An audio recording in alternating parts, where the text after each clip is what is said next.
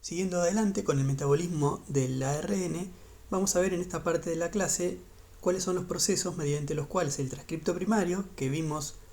en la clase anterior, se forma a partir del ARN polimerasa 2, madura en el ARN mensajero que finalmente va a ser traducido por los ribosomas en proteínas. Esa maduración del ARN mensajero puede ocurrir tanto a medida que la transcripción progresa, y ahí vamos a hablar de procesos cotranscripcionales, como al final de la transcripción cuando el ARN polimerasa 2 se desprende y libera ese transcripto inmaduro. Como vamos a ver, la mayor parte de esos procesos ocurren durante la transcripción y muchas veces al inicio mismo de la transcripción. Tal como lo vimos en la clase anterior, los mecanismos de transcripción que se llevan adelante fundamentalmente por la ARN polimerasa y los factores de transcripción asociados son suficientes para que la transcripción ocurra in vitro, es decir, solo con la ARN polimerasa 2 y los factores de transcripción basales, en un tubo de ensayo in vitro la transcripción procede. Sin embargo, in vivo, en una célula, no alcanza con esos actores. ¿Por qué? Primero porque el promotor no es fácilmente accesible. Ese ADN está, como ya vimos en clases anteriores, súper enrollado. Hay que desempaquetar esa estructura ajustada del ADN y para eso hay que remodelar la cromatina, y eso lo vamos a ver en clases siguientes cuando veamos la regulación de la expresión génica. Pero por otro lado, no alcanza con los factores de transcripción basales o generales que vimos hasta ahora. Son necesarios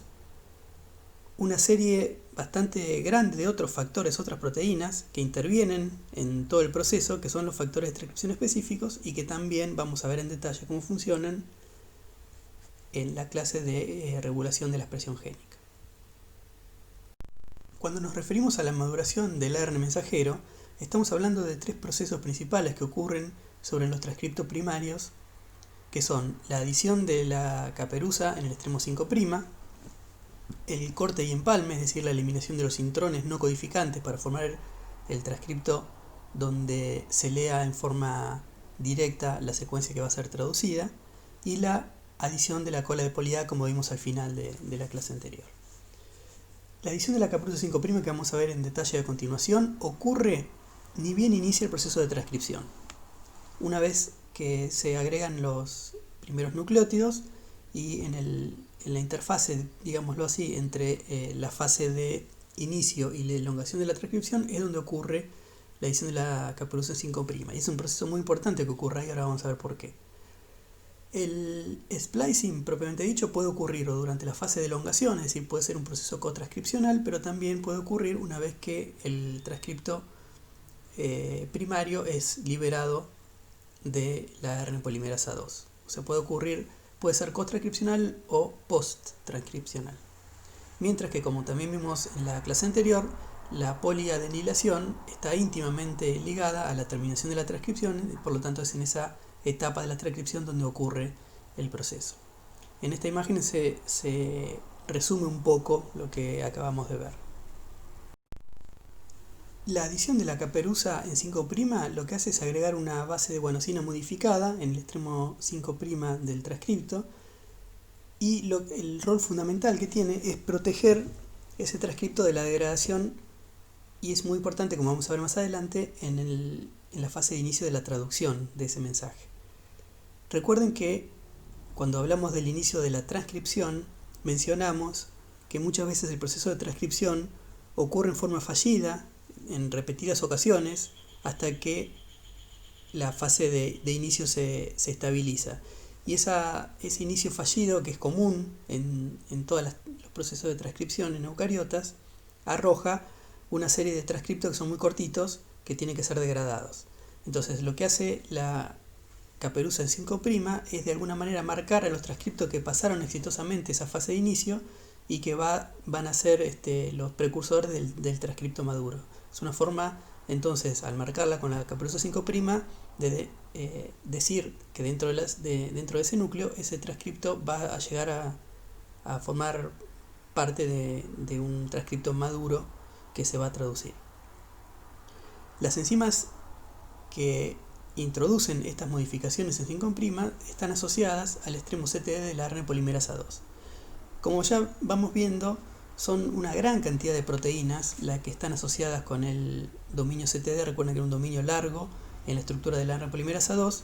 y tienen funciones muy importantes. Esta es otra de esas funciones importantes. La química de esa modificación básicamente consiste en que una de esas enzimas asociadas al RNPOL2, que es la fosfohidrolasa, hidroliza el fosfato en gamma del último nucleótido, o del primer nucleótido, mejor dicho, del transcripto en crecimiento. Luego una guaniltransferasa transfiere a partir de guanosina, transfiere esa guanosina al transcripto que se está iniciando, liberando pirofosfato. Y finalmente se metila por metiltransferasas específicas que pueden ocurrir en una o en dos posiciones de la base. Olvidé mencionar anteriormente que el enlace mediante el cual el enlace fosfato mediante el cual se adiciona la caperuza 5' es un enlace un poco extraño porque ocurre entre dos fosfatos en 5', no es 3', 5' o 5' 3', como en general son los enlaces que unen fosfatos, sino que es 5', 5'. En esta imagen, que refuerza un poco cómo es el procesamiento cotranscripcional del agregado de la caperuza 5', se ve cómo lo que les decía recién, cómo en el dominio CTD de la RNPOL2 se unen tanto las enzimas que van a poner la caperuza 5', como muchos de los factores que van a favorecer el splicing, porque se van a asociar con el spliceosoma que vamos a ver a continuación, y las enzimas que recuerden vimos en la clase anterior que estaban en el dominio CTD y que eran factores de poliadenilación, y que cuando en un momento dado, cuando se iniciaba la fase de terminación, migraban esas proteínas desde el CTD al transcripto primario para favorecer entonces la terminación de la transcripción. O sea que las tres etapas de la maduración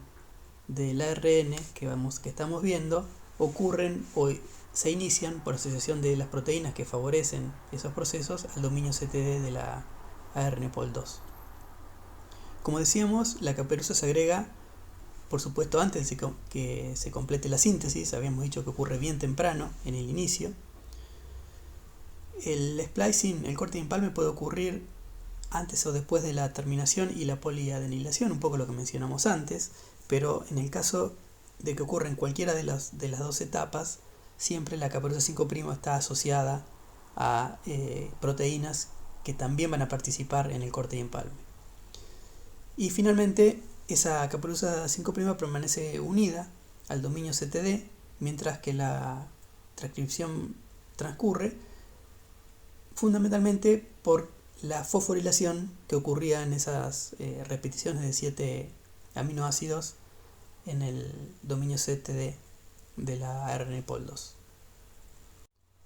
Otro proceso importante para la maduración del RNA mensajero es el corte de empalme, al que le vamos a dedicar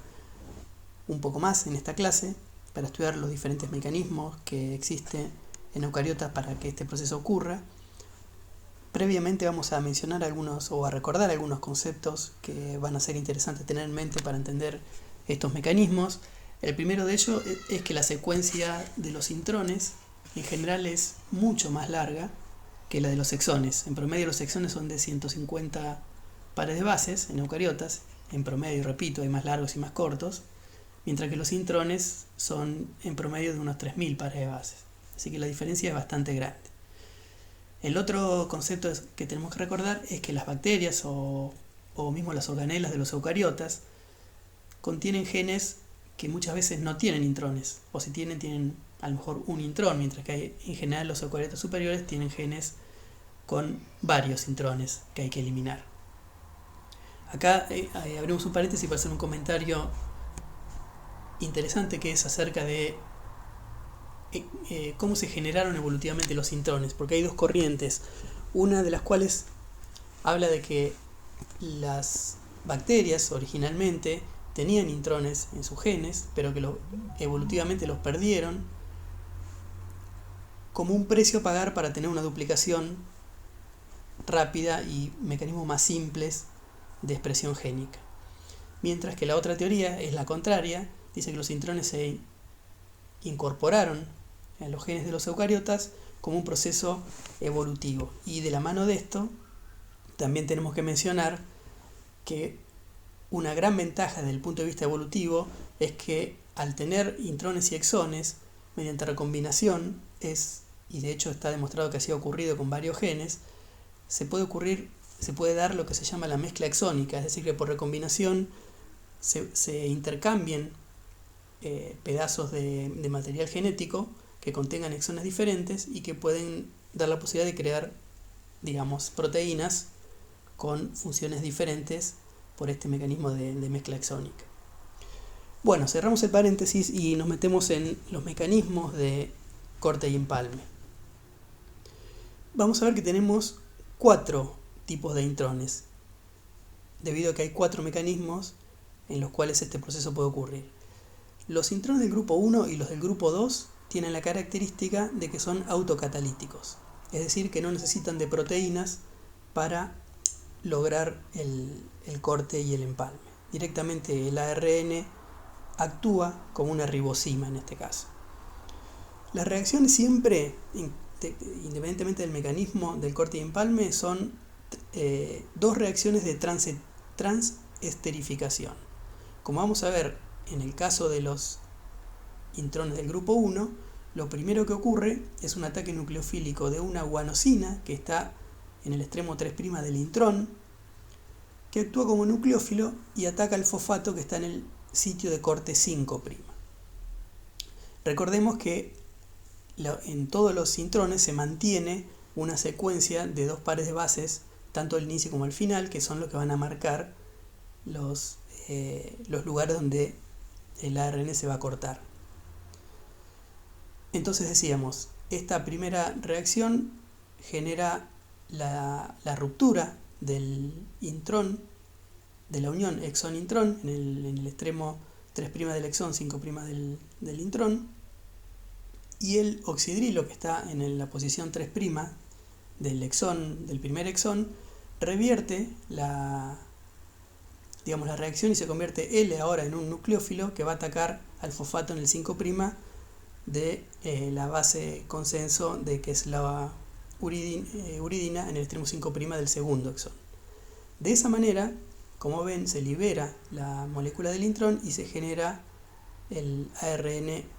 empalmado, formando parte ahora de los 2 exones unidos. Los intrones del grupo 2 también son autocatalíticos, es decir, que no necesitan de ninguna otra enzima para llevar a cabo el proceso. Y también ocurre, como habíamos dicho que es común para todos los mecanismos, mediante 2 reacciones de transesterificación sin gasto de ATP, en este caso. ¿Cuál es la diferencia con los intrones del grupo 1? Es que en la secuencia del intrón que va a salir existe una base que se la denomina frecuentemente, o la van a encontrar como sitio de ramificación, que es una adenina y cuyo oxidrilo, en este caso en 2', no en 3' como el mecanismo anterior, actúa como nucleófilo atacando al mismo sitio que habíamos visto de unión entre el primer exón y el intrón que va a salir, y en este caso, como producto de esta reacción, se va a formar un lazo entre el extremo del intrón que sale y el sitio de ramificación, y la segunda parte es similar a la anterior. Hay un ataque nucleofílico del oxidrilo 3', en 3' del exón 1, digamos, y ataca nucleofílicamente al 5' del exón 2, y así se libera el intrón. La diferencia, como vemos entonces, es que el intrón se libera en forma de lazo.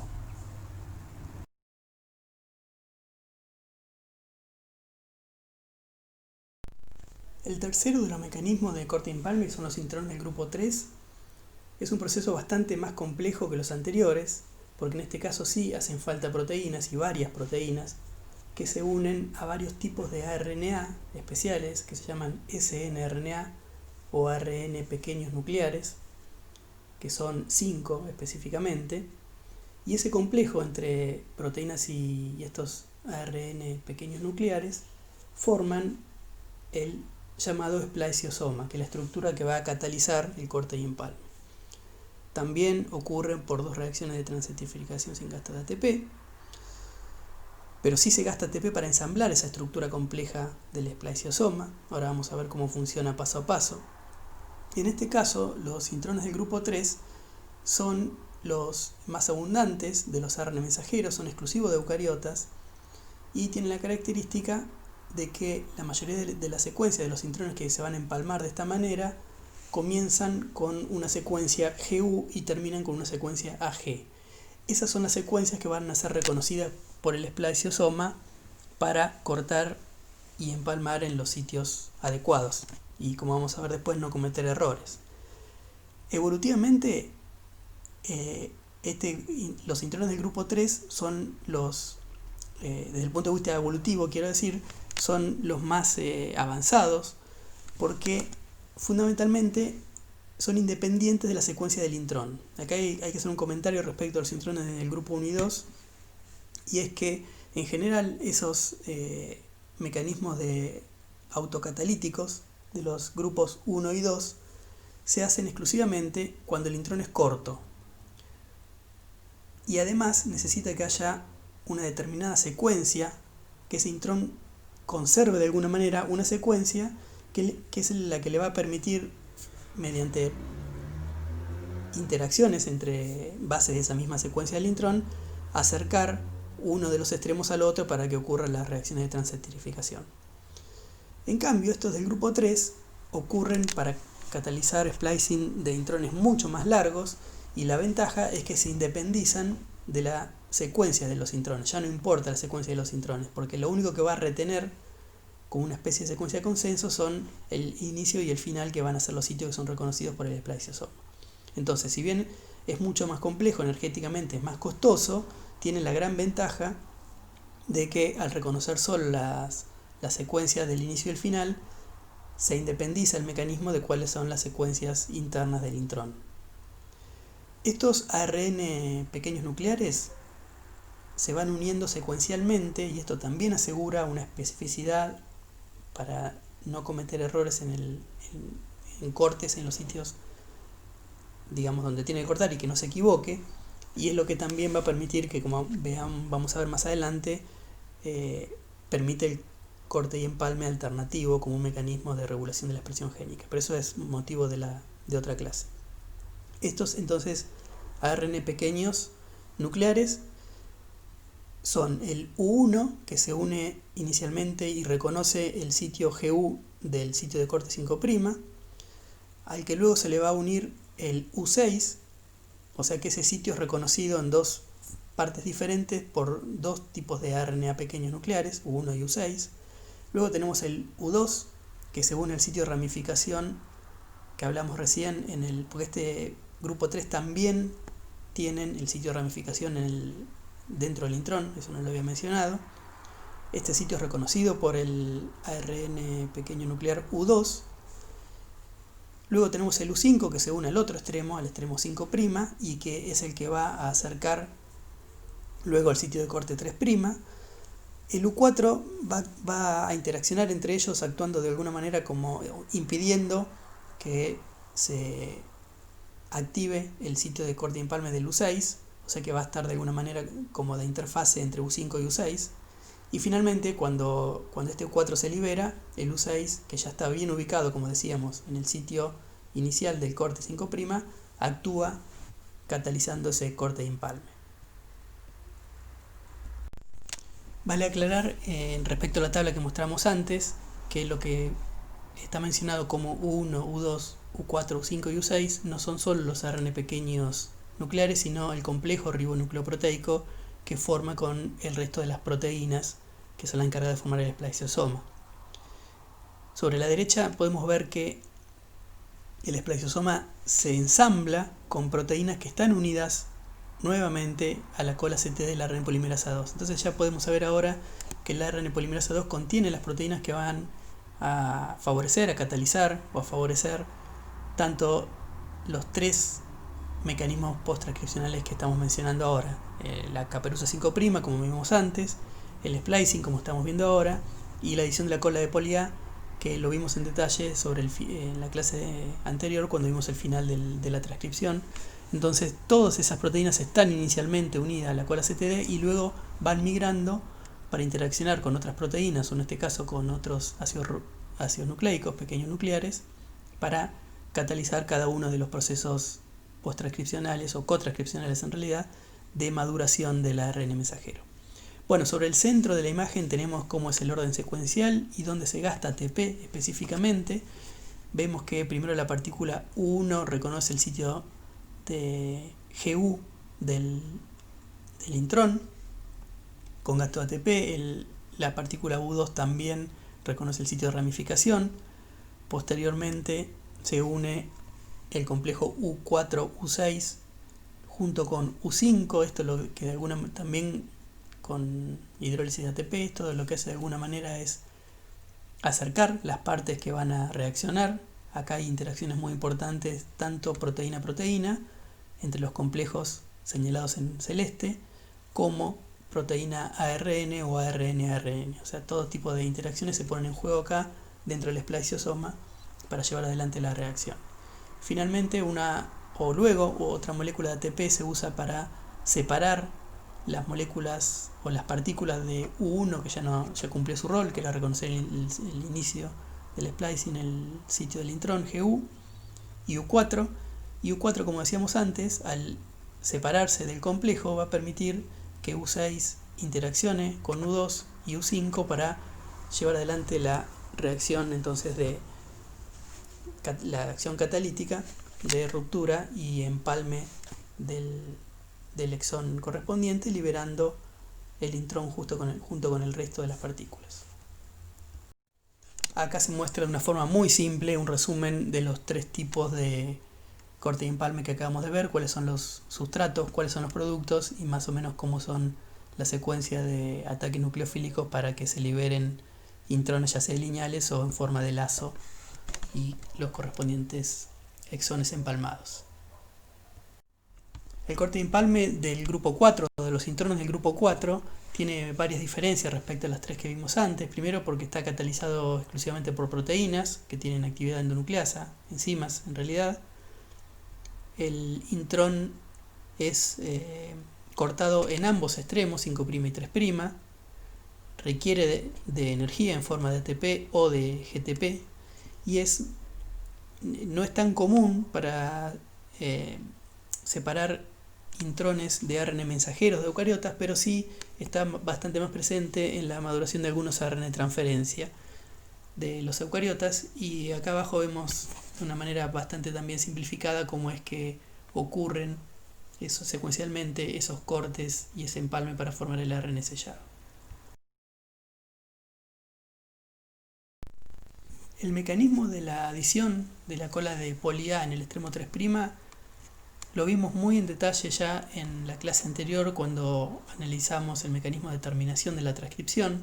pero vamos a repasar los aspectos más importantes aquí. La función que tiene, como habíamos dicho, era proteger al ARN mensajero de la degradación. Este papel lo cumple junto con la caprosa 5'. Como vimos también, es una secuencia que no está codificada en el ADN, sino que es agregada luego en la molécula de ARN por una enzima que es la poli-A polimerasa, que es la encargada de sintetizar entonces sin molde una cola de poli-A que en promedio tiene 200 adeninas con gasto de ATP, es esa función. Y recuerden que era muy importante también para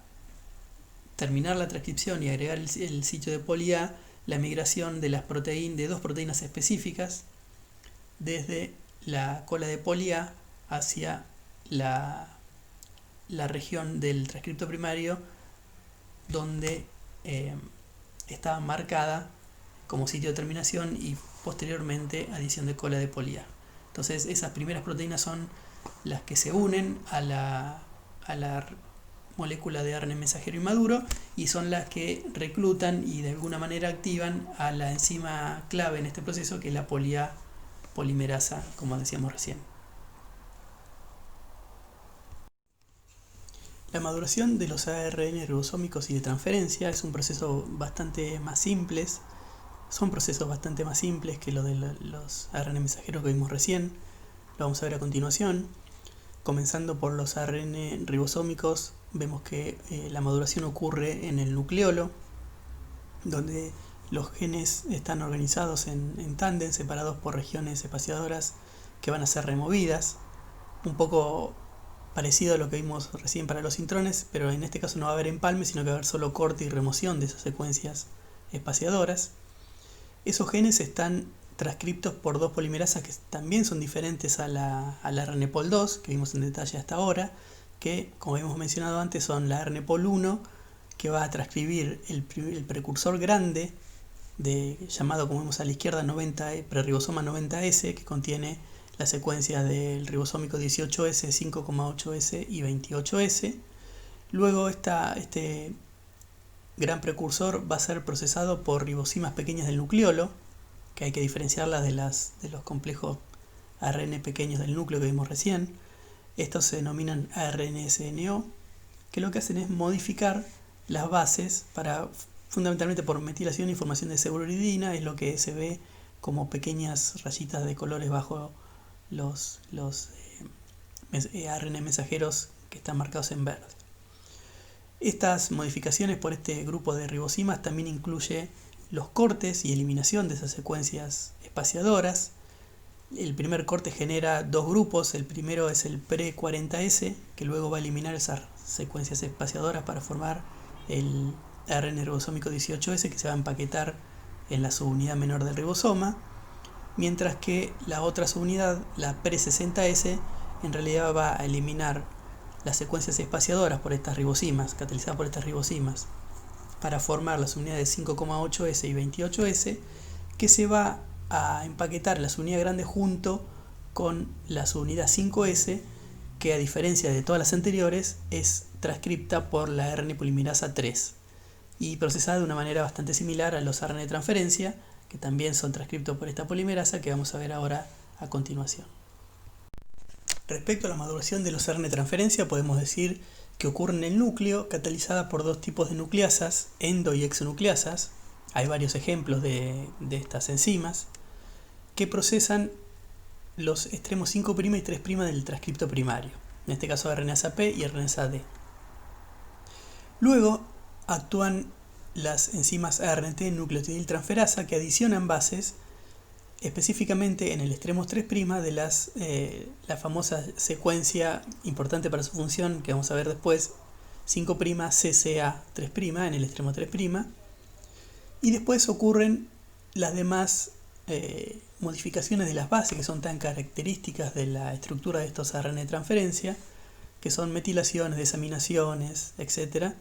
generando bases diferentes o no clásicas, pero que son importantes para la formación de la estructura terciaria de los ARN de transferencia y sobre todo la interacción con cada una de las partes del proceso de traducción que vamos a ver a continuación. Algunos ARN de transferencia, no todos, también tienen proceso de corte y empalme bastante simple para eliminar un intrón. Bueno, hasta aquí la maduración de los ARN en general. La siguiente clase la vamos a concentrar en el proceso siguiente para la expresión de proteínas, que es la traducción a partir del ARN mensajero utilizando los ribosomas y ARN de transferencia que se generan como vimos hasta ahora.